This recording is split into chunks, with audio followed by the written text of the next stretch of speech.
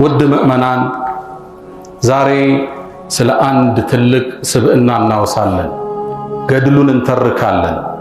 ቁርአን ውስጥ ስሙ ከሁሉም ነቢያቶች በላይ 136 ጊዜ ስለተወሳለት የአላህ ባለሟል እናነሳለን።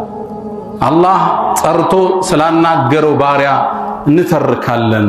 ወቀረብናሁ ነጂያ አቅርበንም አወራነው ስላለው تلك الرسل فضلنا بعضكم على بعض منهم من كلم الله ስለተባለለት ስለ አላህ ውድ ነቢይ ታጋሽ ጽኑ ጀግና ስለነበረ ሰው እናነሳለን። ይሄ ግለሰብ ከመወለዱ በፊት የሞት ፍርድ የተወሰነበት ነበር። እኒህ ታላቅ ነቢይ እርሳቸውን ለማግኘት ሲባል በእሳቸው ምክንያት ከ200,000 ሕፃናት በላይ እንደተወለዱ ወንዶች ታርደዋል። እኒህ ነቢይ ሁሌም አዛን ስንሰማ ከ50 ሶላት 5 በማስቀነስ የተጫወቱትን ሚና ለዚህ ኡማ ያላቸውን ወገንተኝነት አስበን ሁሌም እናስታውሳቸዋለን። ልጆቻችንን በሳቸው ሰይመናል። ነቢዩላህ ሙሳ ዓለይሂ ሰላም ገድላቸውን እንተርካለን። የነቢዩላህ ሙሳ ታሪክ ከዚህ ይነሳል።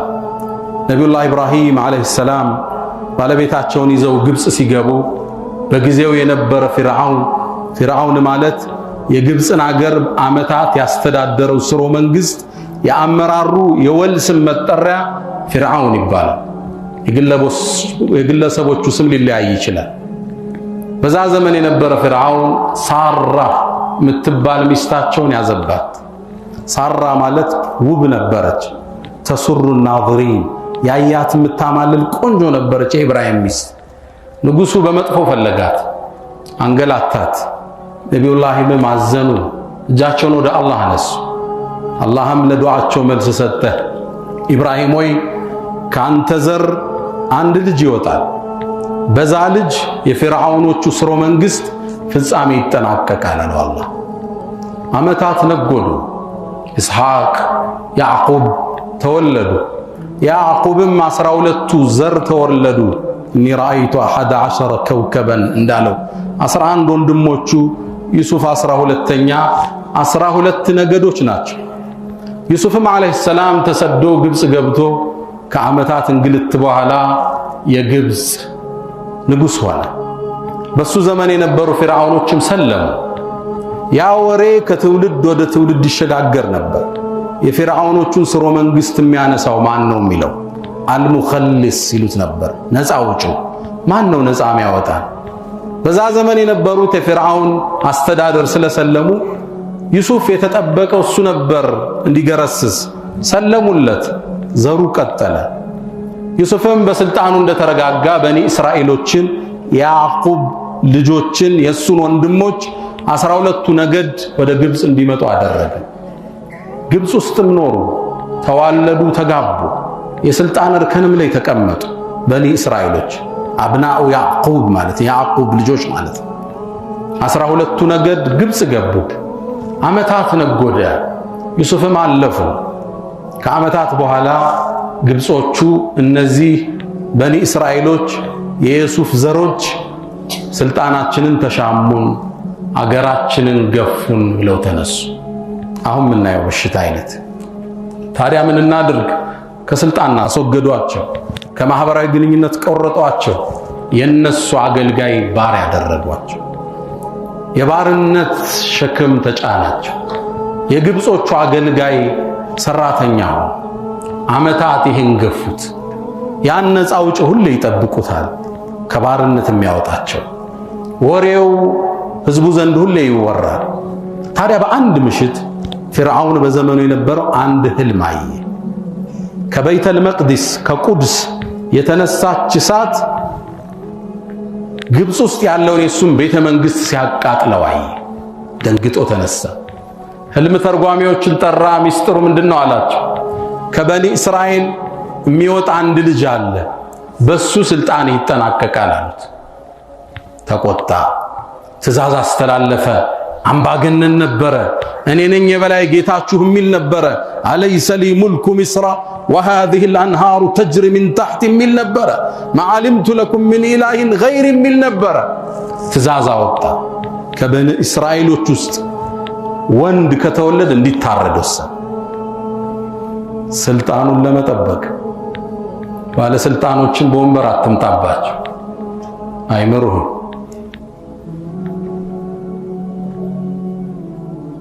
ፍርዓውን ያስተላለፈው መልእክት ለደህንነቶች ተለቀቀ።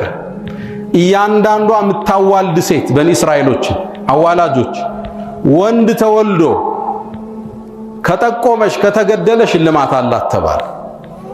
ስለዚህ ሕፃናት ሲወለዱ ቶሎ ሪፖርት ለፍርዓውን ይደርሰዋል፣ ግድያ ይፈጸማል። 200,000 ሕፃን ሙሳን ፍለጋ ታረደ። ወንዶች አለቁ። ዓመታት ታረዱ በኒ እስራኤሎች። ያኔ ግብጾቹ መጡ፣ ለፍርዓውን አቤቱታ አቀረቡ። ወንዶችን ገደልክ፣ የድሮ የነበሩ ወንዶች አረጁ፣ የቀሩ ሴቶች ናቸው፣ ማን ይخدመናል? ማን ፍየል ይጠብቅልን? ስለዚህ በፍርዓውን የፓርላማ ስምምነት 1 ዓመት እንዲዘለሉ 1 ዓመት እንዲገደሉ ወሰነ። የአላህ ተአምር መከሰት እዚህ ይጀምራል። ወንዶች በማይገደሉበት ዓመት የሙሳ ታላቅ ወንድም ሃሩን ተወለደ። ሙሳ ነበር ሊወለድ የሚገባው እንዳይገደል አይደለም። አላህ ግን ተአምሩ ከካልኩሌሽን ውጭ ነው፣ ከፍጥረት ዓለሙ ስርዓት የዘለለ ነው። ወላሁ ጋሊቡን ዐላ አምሪህ። ሕፃናት በሚገደሉበት ዓመት ሙሳ ተወለደ አለይሂ ሰላም። ልክ ሲወለድ ሙሳ በጣም የሚያምር ውብ ነበር። ያየው ሁሉ ያፈቀረው ነበር ሙሳን አይቶ። ወአልቀይቱ ዐለይከ መሐበተን ሚኒ ወሊቱስነዐ ዐላ ዐይኒ ያላቸው፣ ከኔ የሆነን ውዴታ ጣልኩብህ አላቸዋል። ሰው አይቶ ይወደዋል ሙሳ። እናቱ ስትወልድ አዋላጇ ለፍርዓውን አልጠቆመችም። ስታይ ወደደችው፣ ወደ ደረቱ አስጠጋች። አንተም አትሞት። ያኔ ሙሳ እናት ሙሳን እንደያዘች አላህ ወህየ ኢልሃም ይባላል። በባሮቹ አእምሮ ላይ የሚለቀው ሐሳብ አለ። አላህ በደጋግ ባሮቹ ጭንቅላቷ ላይ ሐሳብ ለቀቀ፣ ትእዛዝ። ወአውሐይና ኢላ ኡሚ ሙሳ አን አርድዒህ፣ ለሙሳም እናት ወህይ አወረዱ። ከፈለግሽ አጥቢው። ወኢዛ ኽፍቲ ዐለይህ፣ ከፈራሽ ፈአልቂህ ፊል የም፣ ወንዙ ላይ ጣይ። ከፈራሽ ደብቂው ነው አይደል? ወንዝ የሰላም ማዕከል ይሆናል። አላህ ከፈለገ ይሆናል። ወላ ተኻፊ ወላ ተሕዘኒ፣ እንዳትፈሪ እንዳታዝኒ። ኢና እኛ አላህ ራዱሁ ኢለይኪ፣ ወደ አንቺ እንመልሰዋለን። ወጃዒሉሁ ሚነል ሙርሰሊን፣ ከመልእክተኞችም እናደርገዋለን አላት። የነቢዩላህ ሙሳ እናት ከሁለቱም ከመጣልም ከማጥባትም መሃል አማራጭ ወሰደች። ሳንዱቅ አሰራችለት፣ ሳጥን በገመድም አሰረችና ወንዝ ላይ ለቀቀችው። የፊርዓውን ሰራዊት ሲመጣ ቤት ውስጥ ሕፃን የለም። ማታ ገመዱን ትስበውና ታጠበዋለች፣ አጥብታ ትለቀዋለች። በዚህ መልኩ ቀጠለች። አላህ ተአምሩን ቀጠለ። አንድ ቀን ገመዱን ስትስበው ያነ ሳንዱቅ ያነ ሳጥን የለም፣ ተፈቶ ሄዷል። ደነገጠች። እናት ነች። አላህ ክስተቱን በውብ ቃል ገልጾታል። ወአስበሐ ፉአዱ ኡሚ ሙሳ ፋሪገን፣ ልቧ ብርግድ አለ በድንጋጤ። ኢንካነት ለቱብዲ ቢህ ለውላ አረበጥና ዐላ ቀልቢሃ፣ እሪ ብላ ጉድ ልታወጣ ነበር፣ ቀልቧን ባንጫነው ኖሯል። ደነገጠች። ወንዝ ውስጥ ነው የተሰራው፣ የእንጨት ሳጥን ነው። ወንዝ ደግሞ ዩኑስን እንኳን የበላ አሳ ነባሪ ያለበት ቦታ ነው። ልጅ አይድንም ነው። ደነገጠች። ማዕበሉ እየቀዘፈ ያሳደው ወደ ነበረው ቤተ መንግስት ወሰደዋል። ወደ ማን? ወደ ፍርዓውን ወደ ተከበረ ቤተ መንግስት። ሴቶቹ እየተጫወቱ ነበር። ሚስቱ ይሄ ሳጥን እጃቸው ገባ። እንዴት መጣ? ሲከፍቱት ፀሐይ የመሰለ ውብ ልጅ ነው። ወደደችው። አሲያ ሚስቱ ወሰደች ወደ ፍርዓውን። እንዴት የሚያምር ልጅ አገኘን! የት ድንገት ነው የመጣው? ቁረቱ ዐይን ሊ ወለክ፣ ለኔም ላንተም አይን ማረፊያ ያለች። ፍርዓውን አየ፣ አልወደደውም። ሙሳ ላንቺ አይን ማረፊያሽ ነው፣ ለኔ ግን አይደለም አለ። ዑለማዎቹ ምን ይላሉ? አልበላ ሙወከሉን ቢልመንጥቅ በላ ንግግራችን ምላሳችን ላይ ነው ያለ። ለኔም ብሎ ቢሆን ነጃ መውጫው የሆነው ነበር አይደለም አለ መቀበሪያው ሆነ። ሙሳ የተከበረ ሲሆን ፊርዓውን ቤት ውስጥ መኖር ጀመረ። እንደገባ አለቀሰ። ማን ያጥባው? አጥቢ የተባለ ሴት ተጠራ። የንጉሱ ልጅ እያለቀሰ የንጉሱ ልጅ ተብሎ ነው የታሰበው። አጥቢ የተባለ መጣ። የማንንም ጡት አልፈለግንም አለ። መጨረሻ እህቱ ተከትላ ሆዳ ነበር። ልጠቁማችሁ እንዴ ሴት ሁሉ የሚለምዳት አንዲት እናት አለች አለች። የሙሳ እናት በክብር ቤተ መንግስት መጣች። ሙሳንም ደረቷ ላይ ስታሳርፈው ጡቷን ተቀብሎ ጠባ። ኢና ራዱሁ ኢለይክ እንመልሰዋለን ወደ አንቺ ብሏታል። አላህ መለሰላት። ፊርዓውን ቤተ መንግስት ቁጭ ብላ ልጇን እየተከፈላት ማጥባት ጀመረች። ሊገለው በሚያሳደው ንጉስ እንክብካቤ አበቀለ ይሄን ወጣት። ሙሳ ዱብ ዱብ አለ። አደገ። ጀግና ነበር፣ ጠንካራ ነበር፣ በጣም ስትሮንግ ነበር። ታሪኩ በአንድ ቦክስ ሰው የሚገል ነበር። አደገ ተከብሮ። በአንድ ቀን ሙሳ ሁለት ሰዎች ሲጋጩ አይና በቦክስ መጥቶ ይገለዋል። ሌላ ቀንም ሲጋጩ ያገኝና ለመገላገል ሲገባ እሱ እንደገደለው ይሰማበታል። ፊርዓውን ድሮም ጀምሮ ጥላውን ስለማይወደው ሙሳን ለመግደል ምክንያት አገኘው። ያኔ ለሙሳ ከፊርዓውን ቤተ መንግስት ውስጥ ያለ ሚስጥር ተላከለት። አንተ ሙሳ ፊርዓውን ሊገል ነው፣ እኽሩጅ ኢኒ ለከ ሚን ናሲሒን። አገሩን ጥለጥፋል። ወደ ቤቱ ሻንጣ ላዛ። በቆመበት ፊቱን አዙሮ አቀና። ወደ ምን? ወደ ማዕቀው በረሃ። ፈኸረጀ ሚንሃ ኻኢፈን የተረቀብ ይላል። ፈርቶ ሌሊት እየተኛ አንዳንድ ቀን እየተጓዘ የዛፍ ቅጠል እየተመገበ ሙሳ ቀጠል። ቀናት ተጓዘ። ወደ መድየን የምትባል ሀገር ደረሰ። የሹዓይብ ሀገር። እዛች ሀገር ሲገባ ሴቶቹ ውሃ እያጠጡ አገኛቸው። ሰዎች ከጉድጓዷ ውሃ ይቀዳሉ። ሴቶቹ ግን ራቅ ብለው ቆመዋል። ተጠጋቸው። ማ ኸጥቡኩማ ምንድን ነው የገጠማችሁ? አይኛማ ማጠጣት አንችልም፣ ወንዱ አጠጥቶ እስኪጨርስ። ለምን ታዲያ አባታችሁ የለም? ወአቡና ሸይኹን ከቢር አባታችን አርጅቶ ቤት ነው ያለ። ፈሰቃ ለሁማ አጠጣላቸው። ከዛም ደክሞታል፣ እርቦታል። እጁን ወደ አላህ ነሳ። ረቢ ኢኒ ሊማ አንዘልተ ኢለይ ምን ኸይሪን ፈቂር። ደክሞኛል እርዳታህን አለው አላህ። የሹዓይብ ልጅ ወይም የአንድ የደግ ሰው ልጅ ሹዓይብ ነው ተብሏል። መጣች። አባቴ ምንዳ ሊከፍልህ ይጠራሃል አለችው። መጣ ሙሳ ሹዓይብን አወራው። ታሪኩን ነገረው በዝርዝር። ቀሰስ የተባለው ምዕራፉ በዛ ነው። ፈቀስ ዐለይሂ አልቀሰስ። ሹዓይብም ይሄን ከሰማ በኋላ አብሽር አትፍራ፣ ነጀውት ሰላም ወጣህላል። ግን አለው እኔ ልቅጠርህ 8 ዓመት አገልግለኝ፣ አንዷን ልጄን እድርሃለሁ አለ። 10 ከሞላኸው መልካም። ሙሳም ከሱ ጋር ተቀመጠ። ከዛ የነብይ ቤተሰብ ኩትኮታ ተሰጠ። ምነው ለወደፊት የነብያቶቹ ሁሉ አይነታ የሚሆንበት ዘመን እየመጣ ነብዩና መሐመድን ነብዩላህ ኢብራሂምን ተከትሎ በሶስተኛ ደረጃ የሚሰለፍ ነብይ የመሆንን ነፃን አገኘ። ታዲያ አገልግሎ ሲጨርስ ሹዓይብን አስፈቅዶ አገሩን አፈቀው። አላህ ቁርአኑን የነሱን መጽሐፍ አልቀበልም ሲሉ ጡሩ ሲና የሚባለውን ተራራ አንስቶ ከላያቸው ላይ አስፎ በግድ ያዙ ብሏቸው ነው የተቀበሉ። ወኢዝ ነተቅነል ጀበለ ፈውቀሁም ከአነሁ ዙላ። መጽሐፍ መጥቶላቸው አንፈልግም አሉ። አረ እንዴት ብለናል። አላህ ተራራውን ሰቀሰቀና ላያቸው ላይ አረገ። ትዛላችሁ አትዙ እንዛለን ብለው ነው የተቀበሉ። እንዲህ በተራራ መጫን ተስፈራርቶ የሚያምን ትውልድ ነበር። አመፀኛ ነበር።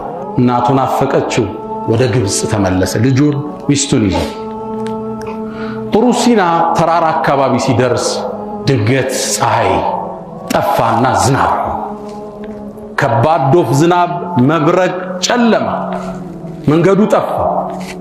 ሚስቱንና ልጁን አስቀመጠና እስኪ መንገድ የሚጠቁሙኝ ካገኘው ብሎ ሄደ። በእርግጥም ዋናውን መንገድ የሚጠቁመውን አላህን አገኘ። በተራራው ጥግ ጠጋ ሲል አንዲት ዛፍ ላይ ሳት ይነዳል። እሷ እርጥብ ነች፣ ግን ሳት ይንቦገቦጋል። ተጠጋው፣ ሳቱን ሲነካው ቀዝቃዛ ነው። እርጥብ ዛፍ ሳት ማውጣቷ ሲገርመው፣ ሳቱ ደግሞ ቀዝቃዛ። እንዴት አይነት ስሪት ነው! ያኔ አላህ አናገረ ሱብሓነሁ ወቢሐምድ ቃል ኢነኒ አነ አላህ አለው። አላህ ደነገጠ። ሙሳ አላህ እኮ እኔ ነኝ እንዲህ ተአምር ምሰራዋል። ጫማህን አውልቅ፣ የተቀበረው ቦታ ላይ ነውና ያለ አወለቀ። አላህ ታሪኩን ነገረው ሙሳ እንዲረጋጋ። ሕፃኑ ነህ እንዲያሳድጌ ወደ እናት መልሼ አሁን ሹዓይብ አገር ኑረ የተመለስክ ነው። ሙሳ ደነገጠ። ለመሆኑ በእጅ ያዝከው ምንድነው አሉ። ይሄማ ዱላዬ በትሬ ነው፣ ግመል ምጠብቅበት፣ ፍየል ምመልስበት፣ ቅጠል ማራግፍበት፣ አረ ብዙ ስራ አለው አለ። አላህን አብራራለት። ፍጥረት ዓለሙን ለፈጠረው አላህ እስኪ ጣለው፣ እንደዛ ከሆነ አገልግሎቱ አለው አላህ። ሲጥለው ወደ እባብ ተለወጠ።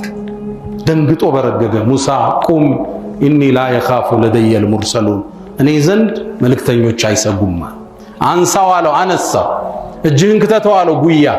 ሙሳ እንደኛ ኢትዮጵያዊ ከለር ነው የነበረው፣ የቀይ ዳማ። እጁን ከቶ ሲያወጣው ነጭ ሆነ። በሁለቱ ተአምር ሂድና ፊርዓውንን ሞግታል። ወደ ፊርዓውን አለ እንደዛማ ከሆነ ሃሩን የሚባል ወንድም አለኝ፣ እሱንም አጋዥ አድርገዋል። ነቢይ ያረገለት አላህ። አንዳንዱ ለወንድሙ ለጓደኛው ሸምግሎ ነቢይ ያደርግ።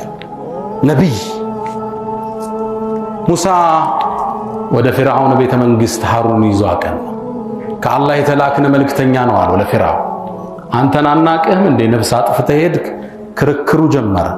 መረጃህ ምንድነው? ዱላውን ጣለ። እባብ ሁና ተለወጠች። ወደ ፊርዓውን ስትሮጥ ፊርዓውን ተነሳ ደንግጦ። ውርደት ተከናነበ። ያነ ጌታ ነኝ ያለ።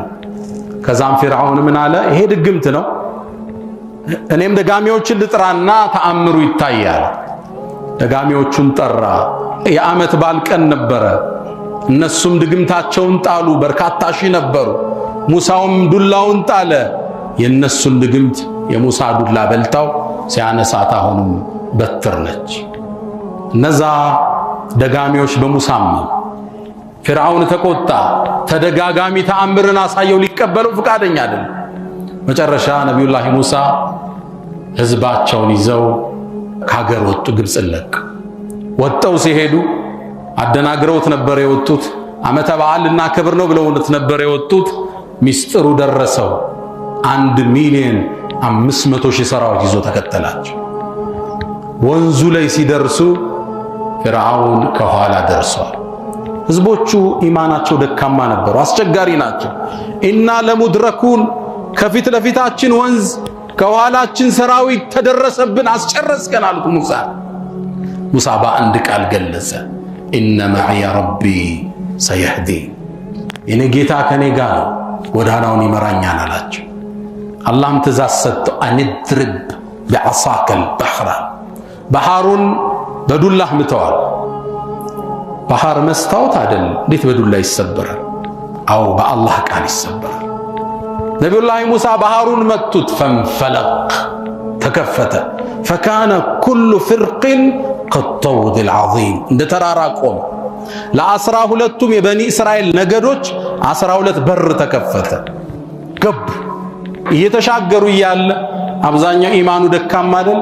ሙሳ እኮ ሌላውን አስጨርሶ እኛም ብቻ ነው ያዳነን፣ አይተያዩም ነበር። አላህ መስኮት ከፈተላቸው እንዲተያዩ እንዲያው። ሁሉም ተሻግረው ሲወጡ የፊርዓውን ሰራዊት ከቶ እንደገባ ማዕበሉ ፈረሰ። ሁሉም ሰጠም። የአላህ ተአምር ዛሬ ተፈጸመ። ያኔ ህዝቡ ፊርዓውንን ይፈራው ስለነበር ፊርዓውንም አልሞተም አሉ። አላህ ከወንዙ ውስጥ አወጣ ፊርዓውንን። አላህ አልየውም ዛሬ ኑነጂከ ቢበደኒክ፣ በአካልህ እናኖርሃለን ለትውልድ፣ ሊተኩነ ሊመን ኸልፈከ አያ፣ ከአንተ በኋላ ለሚመጣው ተአምር እንድትሆን። ያኔ ይህን ክስተት ሲያይ ፊርዓውን ሻሃዳውን ያዛ። በኒ እስራኤሎች ባመኑበት ጌታ አምኛለሁ አለ ሲል አልአን አለው ጅብሪል፣ አሁን ካሁን በፊት ስታምጽ ኖረ። ለነቢዩ ምን አላቸው? ከዓመታት በኋላ ጅብሪል መጥቶ ያ መሐመድ ፊርዓውን እኮ ወንዝ ውስጥ ሰጥሞ ለመውጣት ሸሃዳ ለማድረግ ሲሞክር ጭቃፍ ውስጥ አምጥቼ እሞላው ነበር አለ። ለምን ሲሉት አላህ ሊያዝንለት ይችላል፣ አዛኝ ጌታ። ለሁሉም ሙሳ አለይሂ ሰላም ወጡ፣ ህዝባቸውን ይዘው ተሻገሩ። ነቢዩላህ ሙሳ አለይሂ ሰላም እጅግ ታታሪ፣ ህዝባቸውን ወዳጅ፣ እኛን ወዳጅ፣ ይሄን ኡመት አክባሪ ነበሩ። አላ ወፈዐሉ الخيرات واستغفروا ربكم فطوبى للمستغفرين። الحمد لله على إحسانه والشكر له على تفضله وامتنانه ولا إله إلا الله تعظيما لشأنه وصلى الله وسلم وبارك على رسوله وإخوانه أما بعد سلطالله نبي الله موسى تاريكيا والسان نبي موسى كفرعون مستنبوها لا ህዝባቸውን የአገሪቱ የፖለቲካም የዲንም መሪ ሆኖ ማስተዳደር ቀጠል። በዚህ ቆይታቸው ውስጥ በኒ እስራኤሎቹ አልታዘዟቸውም ነበር። ይዘውት የመጡትን ተውራት አንቀበልም ብለው አምፀዋቸዋል። በጣም ነው ያስቸገሯቸው። ሙሳን የማይታዘዙ ሲሻቸው በረሃ ላይ ውሃ ውጣልን የሚሉት፣ ማረስ አስጠልቶናል ከሰማይ ምግብ ይምጣ ብለው መንና ሰልዋ ሲመገቡ የኖሩ ሙሳን የሚያሙ የሚያስቸግሩ ነበሩ። ለዛ ነው አላህ ያ አዩሃ الذين آمنوا لا تكونوا كالذين آذوا موسى ሙሳን እንዳስቸገሩት ሰዎች አትሁኑ ይላል። በኒ እስራኤሎቹ ሙሳን መከራ ብልተውታል። በዳዕዋው ህይወታቸው ብቻ እንዳይመስላችሁ በግል ህይወቱ አንዴ ነብዩላህ ሙሳ ነብይ ናቸው፣ አላህን ያናገሩ። በኒ እስራኤሎች ወንዝ ዳር ራቁት ነው የሚታጠቡት፣ እሳቸው ደግሞ ይሄን አያደርጉ። እሳቸው ተደብቀው ነው የሚታጠቡት። ያኔ አንድ ወር ያወሩባቸው ሙሳ እኮ ከኛ ጋር ማይቀላቀለው እዝታች አካባቢ ችግር አለበት። ከዛ ይሄ ወሬ ሲሰራጭ አላህ ሊያጠራቸው ፈለገ። ወሬው ውሸት መሆኑን ማሳየት አላህ ፈለገ። እንዴት ያሳየው አላህ? ልብሳቸውን ድንጋይ ላይ አጣጥፈው ቁጭ አድርገው ሻወር ሲወስዱ ድንጋዩ ልብሳቸውን ይዞ ተደ ወንዙ ላይ።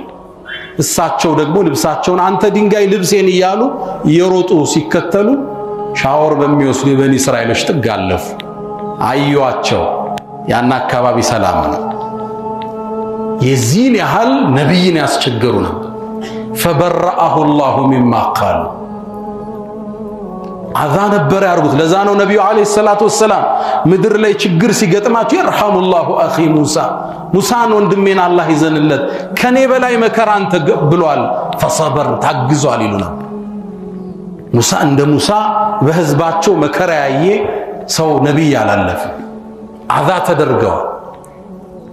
ነብዩላህ ሙሳ አለይሂ ሰላም ከሳቸው የምንማረው የመጀመሪያ ትምህርት የአላህን ቁድራ 200,000 ሕፃንን በገደለ ቤተ መንግስት ውስጥ ነብዩን ያሳደገ አላህ፣ በውቅያኖሱ ማዕበል እየቀዘፈ ቤቱ የመለሰለት አላህ ሱብሓነሁ ወተዓላ፣ በዱላቸው ሲጥሉት ወደ እባብ የሚቀየር አላህ ሱብሓነሁ ወተዓላ፣ በረሃ ላይ ያለን ድንጋይ ሲመቱት ውሃ እንዲያፈልቅ ያደረገው አላሁ ሱብሓነሁ ወተዓላ፣ በዱላቸው ወንዙን ሲመቱት የሚሰነጥቅ አላሁ ጀለ ፊዑላ።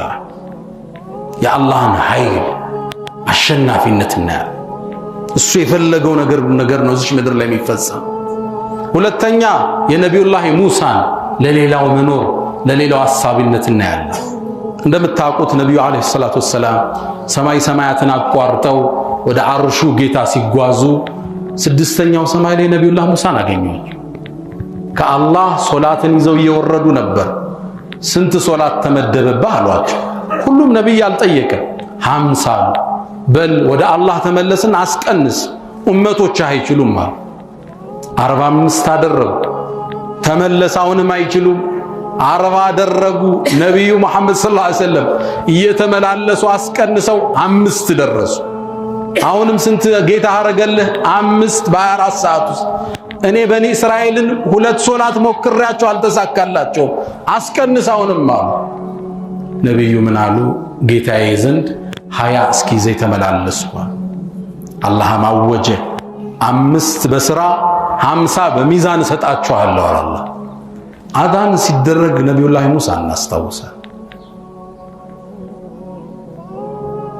ለዚህ ኡማ ተቆርቋሪነታቸው፣ ለሌላው ኗሪነታቸው፣ ወንድማቸውን አማላጅ ጠይቀው ነብይነት ማዕረግ ያሰጡ ወጀዐሊ ወዚረን ሚን አህሊ ሃሩነ አኺ ብለው እሽዱድ ብሂ አዝሪ ወአሽሪኩ ፊ አምሪ አብረህ አጋራው ብለው ነብይነት ያሰጡ። እኛ ወንድምን ሐስደን ጓደኛ ሐስደን ቢዝነሱን እናበላሻለን፣ ትዳሩን እናበላሻለን፣ ስሙን እናጠፋለን። ነብይ ሙሳ ነብይነትን ትልቁን ማዕረግ ለወንድማቸው ያሰጡ ለሰው ሐሳቢ ነበሩ። ነብይ ሙሳ አለይሂ ሰላም ወኔያቸው ትልቅ ነበር። አላህን ልይህ ብለው እስከ መጠየቅ የደፈሩ የአላህ ነብይ ናቸው። ወኔያቸው ስሜታቸው ሂማ ዓሊያ የነበራቸው ናቸው። ወለማ ጃአ ሙሳ ሊሚቃቲና ይላል አላህ።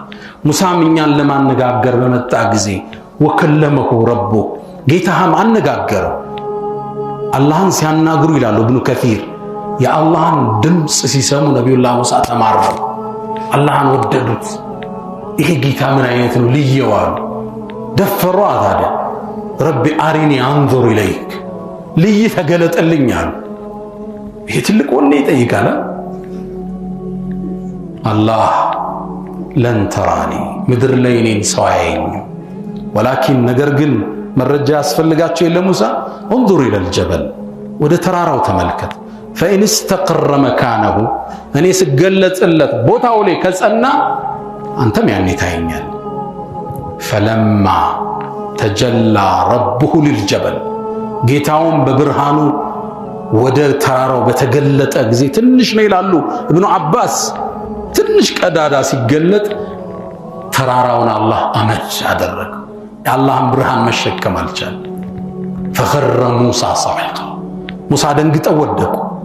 ፈለማ አፋቅ ቆይተው ራሳቸውን ስተው ሲነቁ ሱብሓነክ ጥራት ይገባሃል አላህ ቱብቱ ኢለይክ እንዲህ አይነት ጥያቄ አልጠይቅም፣ ማርታን እጠይቃለሁ። አንተ ምድር ላይ እንደማትታይ የመጀመሪያው አማኝ ነኝ። አላህን ልይህ እስከ ማለት ወኔ ያላቸው ሙስሊም ወኔው ዝቅተኛ አይደለም። ለዛ ነው ነብዩ አለይሂ ሰላቱ ወሰላም አላህን ስትጠይቁት ጀነትን እንዳትጠይቁት ፊርደውስን ስጠን በሉት ይላሉ። የመጨረሻውን ጀነት ፈሰአሉሁ الفردوس الأعلى። ለዛ ነው ሰለፎቹ ታቢዒ የሚባሉት የነብዩ ባልደረቦች ሰሃቦች ጀነት ውስጥ ብቻቸው የሚገቡ ይመስላቸዋል እንዴ ይላሉ። እንጋፋቸዋለን ይላሉ። ገና የሙእሚን ወኔ ይሄ ከነ ኢብኑ አባስ ጋር ከነ ዑመር ጋር አብረን ነው ምንገባ የሚል የሙእሚን የነብዩ ኡመት ወኔ እዚህ የደረሰ ልይህ የሚል ወኔ ያላቸው የአላህ ትልቅ ነብይ በልጅነት ወንዝ ላይ ተጣሉ፣ ኋላም ወንዝን ከፍለው ህዝባቸውን ያሻገሩ የአላህ ባለሟል ወዳጅ ወካነ ዒንደላሂ ወጂሃ እኔ ዘንድ የታፈረ የተከበረ ነብይ ነበር። ወከለመ ላሁ ሙሳ ተክሊማ አላህም ሙሳን በማናገር አናገረው ይላል። ነቢዩም የሚወዱት የሚያከብሩት ወንድማቸው ነበር። 76ኛው ሰማይ ላይ ሲያገኙት አለቀሰ። ሙነነው አሉት ሙሳ ከኔ በኋላ አንድ ወጣት ተልኮ ከኔ የተሻለ ህዝብ ዞ ጀነት እኮ ይገባል ነቢዩን ሲያያቸው ሰለላሁ ዐለይሂ ወሰለም። ነቢ ሙሳ ዐለይሂ ሰላም ነቢዩ በጣም የሚያከብሩት መዲና ላይ ያሉ የሁዶች ጎረቤት ናቸው። የኛ ነብይ ከሙሳ ይበልጣሉ እያሉ ሲፎክሩ ሙስሊሞችን ነብዩ ሰሙ። እንዲያወዳድሯቸው አልፈለጉም። ሰይዳችን አዎ የሰው ልጆች አይነት አሳቸው ናቸው። ከሙሳ ታብልጡኝ አሉ። ተነሱ እኔ እኮ አላህ የውመል ቂያማ ምድርን ከፍቶ ሊወጣ የመጀመሪያ ነብይ ነኝ፣ ግን ስወጣ የአርሹን ምሰሶ ተደግፎ ሙሳን አገኘዋለሁ። አላቅም ከኔ በፊት ይነሳ ወይም ጥሩ ሲና ላይ ደንግጦ በመውደቁ አላህ ተክቶለት ይሆን አላቅም ይላሉ ነብዩ አለይሂ ሰላቱ ወሰለም። ነብዩላህ ሙሳ አለይሂ ሰላም ልጆቻችንን በስማቸው የሰየምንላቸው አዛን ስንሰማ የምናስታውስላቸው በአላህ ላይ የተለየ ተወኩል የነበራቸው የአላህ ባለሟል ታሪካቸው ሰፊ ነው። ካደል ቁርአን አን የኩነ ለሙሳ ብለዋል ኢብኑል ቀይም። የሙሳ መጽሐፍ ሊሆን ቁርአን ምን ቀረው? ሱረቱል ቀሰስ እሳቸው ናቸው። ውስጥ ገባ ሙሳ ናቸው። ያልተጠቀሱበት ቦታ የለም። 136 ጊዜ ስማቸው ተነስቷል።